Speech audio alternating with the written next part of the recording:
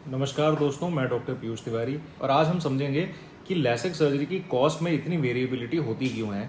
और मेरे पास बहुत सारे पेशेंट्स आते हैं और सब लोग जनरली इसके रिगार्डिंग बहुत कंफ्यूज रहते हैं कि भाई सर हमें उस फलाने सेंटर में इतनी कॉस्ट बताई है और उस वाले सेंटर ने हमें लैसिक सर्जरी की इतनी कॉस्ट बताई है और अब हम क्या करें और हमें आप जो बेस्ट पॉसिबल है डिस्काउंट करके हमारी सर्जरी कर दो। सो ये ना एक बहुत ही गलत अप्रोच है लेसिक कराने के लिए। सबसे पहले आप ये समझिए कि आपकी जो लेसिक सर्जरी जहाँ पे भी जिस सेंटर ने एडवाइस करी है ना, आप रिवर्स डायरेक्शन में सोचो, ठीक है।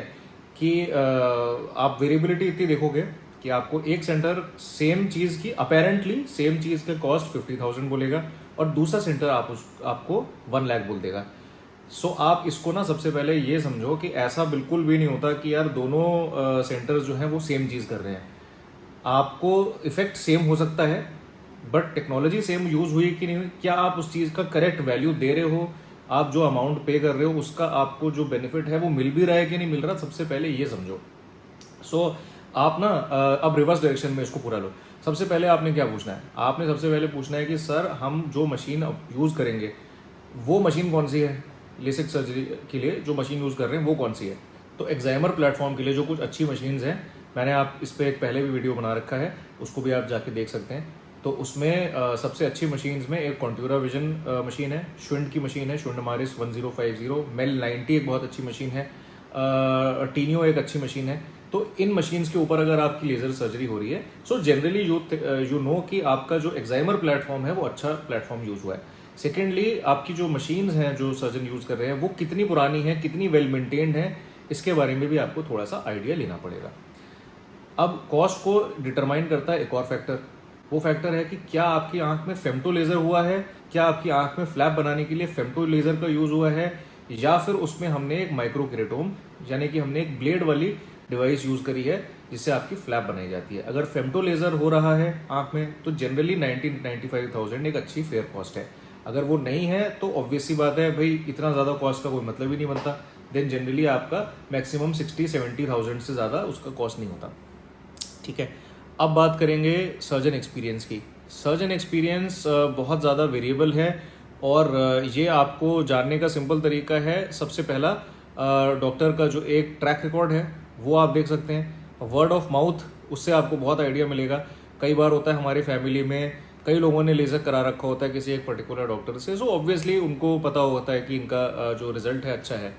अब क्योंकि ये जो सर्जरी होती है ना ये एंटायरली मशीन बेस्ड नहीं होती। इट इज़ नॉट लाइक कि भाई आपने मशीन में सब कुछ फीड कर दिया डेटा और डायरेक्टली ही आपकी आंख पे लेज़र फायर हो जाएगा और सब कुछ करेक्ट हो जाएगा, ऐसा नहीं होता, ठीक है। तो उसके लिए एक वेल ट्रेंड और वेल सीजनड सर्जन बहुत ज़रूरी है। अगर वो नहीं है तो आपको रिजल्ट फॉर श्योर नहीं मिलेगा, ठीक है।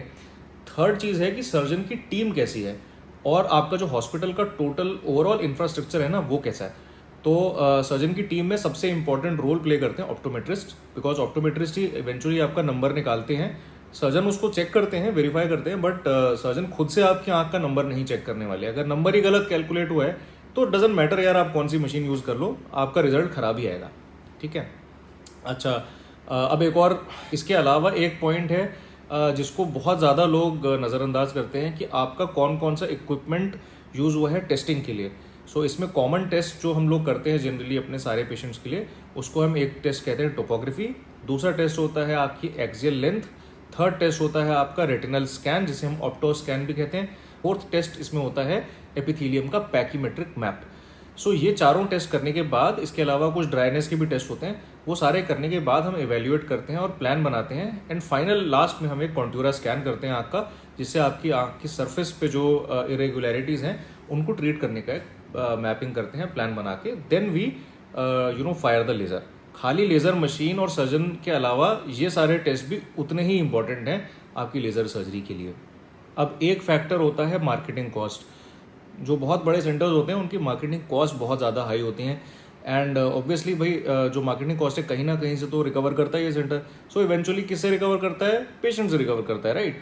सो अगर एक्सेसिवली हैवी मार्केटिंग है तो आपको समझ में आ जाएगा कि भाई यहाँ पे जो कॉस्ट है वो थोड़ी सी हायर साइड पे ही रहने वाली है, वहाँ पे उतना ज़्यादा आपको डिस्काउंट शायद ना मिले। इसके अलावा एक पॉइंट होता है कॉस्ट में वेरिएबिलिटी आने का, जिसे हम कहते हैं सीजनल फ्लक्चुएशन।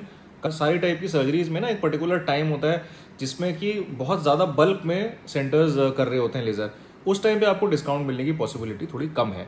लेसिक सर्जरी की कॉस्ट में थोड़ा सीजनल फ्लक्चुएशन भी आता है। अगर बहुत ज़्यादा नंबर ऑफ केसेस प्लान्ड है पर्टिकुलर किसी दिन पे, तो आपको तब जो कॉस्ट है थोड़ी सी कम वेरिएबिलिटी मिलेगी।